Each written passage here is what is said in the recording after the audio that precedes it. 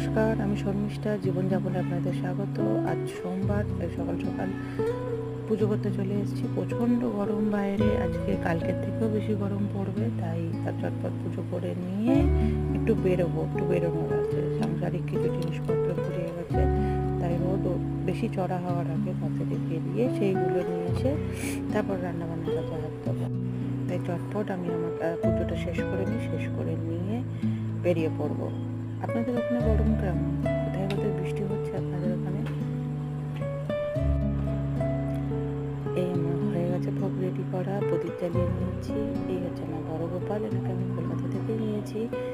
ইনি হচ্ছেন আমার ছোট গোপাল, ইনি নিয়েছিলাম বৃন্দাবন থেকে।